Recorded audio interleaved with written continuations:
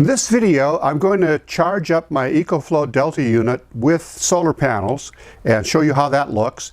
And then I'm also going to be finishing up the transformation of some figures that I bought, human figures that I bought for my O-gauge layout that are in summer attire and making them look more like their winter figures by the judicious use of a little bit of putty and some paint. And we're going to get started with that right now. Now, one of the difficulties in doing this is that I have to allow things to dry in between steps. So I've got these two male figures right now, and this one here, you can see I've got a winter coat on him. I've painted him, and so he's looking more like a winter figure, but I've got a few more touch-up spots to take care of to finish him off. The other male figure looks like this. And I'm also doing some more touch-up work on him to make it look more realistic. The female figures I have been working on for a few days, and they're getting close, but not quite there yet. So I've got a little bit more work to do on them. Now realize that since these are O-gauge figures, they're 1/48 scale, they will be looking at, you'll be seeing them from a little bit of a distance, so they don't have to be 100% perfect, but getting close is good. I'm going to let them dry for a little bit longer, and then I'm going to go ahead and finish up the touch-up work. I've got the figures positioned now. I put a bench next to the church which would serve as a windbreak for the north wind, and I've got two figures seated on that. And then on the other side I have two figures seated on the bench right closest to the skating pond. And that's the way it looks for now. I think they're going to turn out fine. I think adding those to the layout is a nice addition. I have actually quite a few more figures that I can add, and as we have time, I'm going to continue working on them. I think it's just essential, though, that the ones that are dressed in summer attire, that I modify them to make it appear that they're dressed in winter attire. And they're seated by the skating rink watching the skaters. That's a good thing. So that part is done. My extension cord for my EcoFlow Delta unit solar panels has arrived, and we're going to get this open and see what we have inside.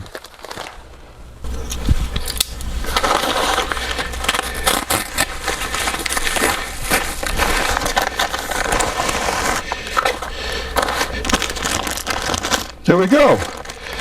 Red and black. And they're also pretty heavy gauge, it looks like, so that should be good for transmitting the power over a little bit of a distance without any loss of power.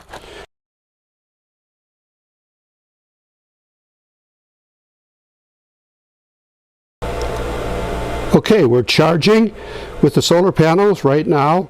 The system is showing it's at 88% charge, and it'll take an hour to charge up. It's putting in 207 watts right about now. I'm going to go out and look at the solar panels and show you how they look.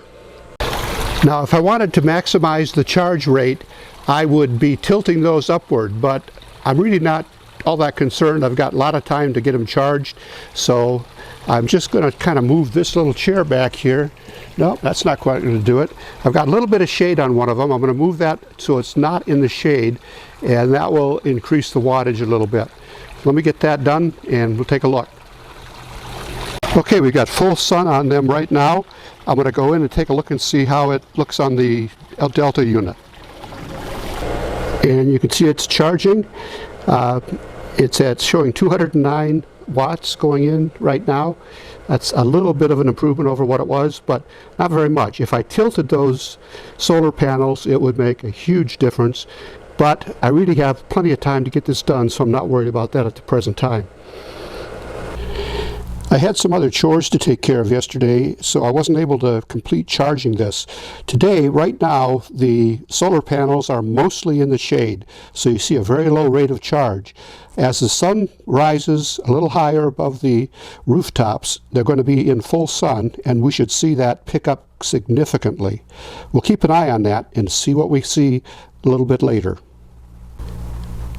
I've got a little bit more sun shining on the solar panels now, and you can see that the charge rate has gone up from about 16 or 18 watts to 74, 75 watts in that range.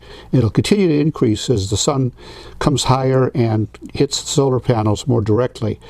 But right now, it's still got a long way to go.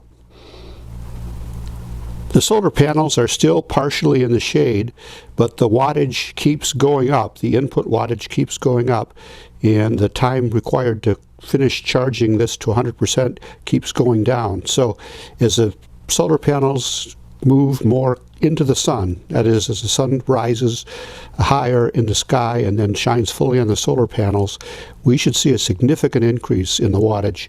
Once the shade is off them completely, I'm hoping it jumps up quite a bit. Each of the solar panels that I'm using is 160 watt generating solar energy, solar electricity, and right now it's up to 177, 178 in that neighborhood. So I'm getting power coming from both solar panels. We're up to an 87% charge, and it's showing an hour left to charge completely. The sun is still leaving a little bit of shadow on one of the solar panels.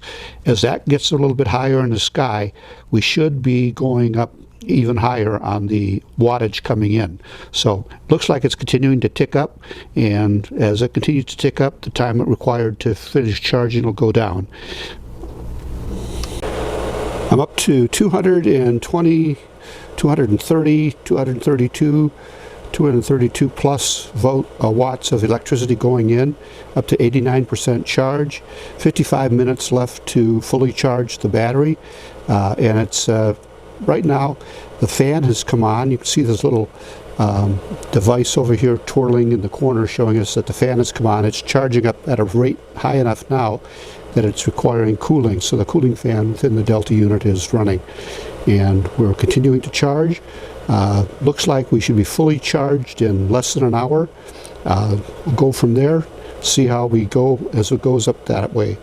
Looks like the solar panels are putting out, between the two of them, 200 and close to 240 watts right now, bouncing up and down, and that's pretty good for the sun angle that we're at right now. I've adjusted the angle a little bit to see if I could get more charge coming out of the solar panels. Right now I'm rotating up around 239, and that's about as high as I'm getting right now. I don't know if I could do anything more to get it higher, but I think I'd have to wait till the sun gets higher in the sky. I've changed the angle of the solar panels to see if I could get any more charge coming out of them. I seem to be topping out about 238 to 240, so apparently that's about as good as I can get with the angle that they're at right now. It's continuing to charge. We're up to 91% charge, 44 minutes left for 100% charge, and we'll just keep an eye on it and see if it happens to go any higher than the level that it's at right now in terms of the wattage going in. You might be able to make an engagement with this together. We're seeing 242, 243, 244 watts going in. So that's about the maximum that I'm able to get right now with the angle of the sun. With the angle of the sun and the way that the fold-out solar panels are laying. They're not all 100% at the same angle because it's a fold-out solar panel. It's not rigid, and some of it is at slightly different angles. It's turned a little bit. So I think if I get a way to make them all lay at the same angle, I'll be able to get a little bit higher wattage coming in. But for now, I'm doing pretty well. 34 minutes left for a full charge at 93% right now.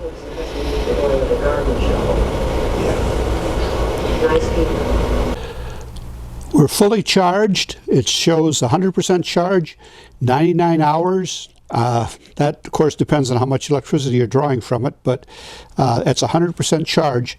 That was with the solar panels, and it only took about 4.5, 5 hours at the most. I put them out early while it was still somewhat shaded and still somewhat cool, because I really didn't want to go out there in the heat of the day and put them out. But it worked well. I've got that charged up, and now I'm ready to start running trains again.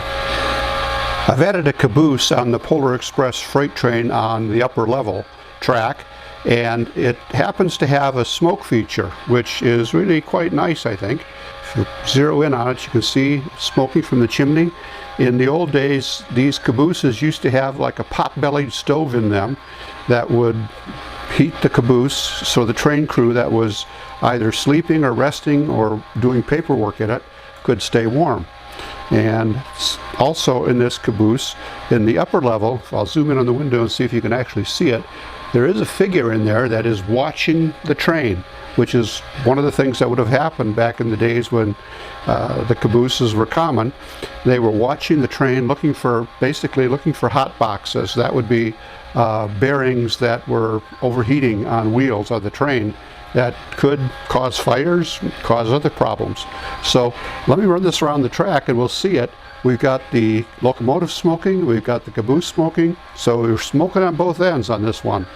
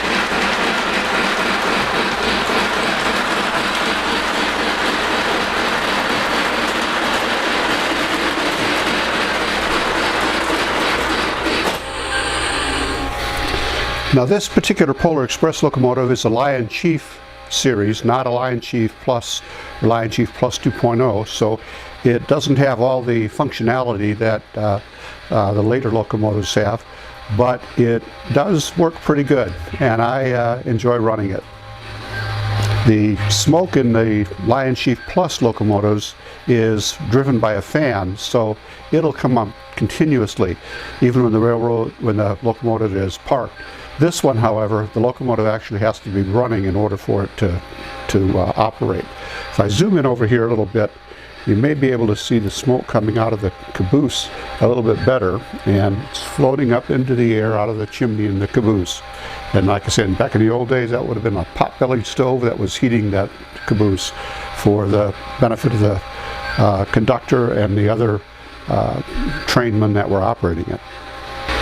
Now, that heating unit in the caboose draws additional power from the track, and that heats up the smoke unit to generate the smoke. That is also solar powered. Like everything else in my layout right now, everything is totally solar powered. On the boxcar in front of the caboose, you can see the hero boy brakeman figure going back and forth from one end of the car to the other. He is simulating what a brakeman might have been doing on top of the cars, setting the brakes for that car. And he goes from one end to the other end, turns around, comes back. He's a little bit noisy, and that's just the way it is. There's nothing you can do about that. Well, that'll do it for today's video, folks. As always, I appreciate you watching. Please like, comment, and subscribe, and share this with anyone else that you know that might be interested. And we'll see you next time on the next video. Also, I just wanted to mention again one more time, I have written a 4-book series. 2 books are published, another book will be coming out soon, and then the 4th book will follow along eventually. It's under the title The Salvation Hoax. You can find that on Amazon Books, available in either Kindle or paperback editions. I appreciate your time and attention. Thanks for watching, and I'll see you in the next video.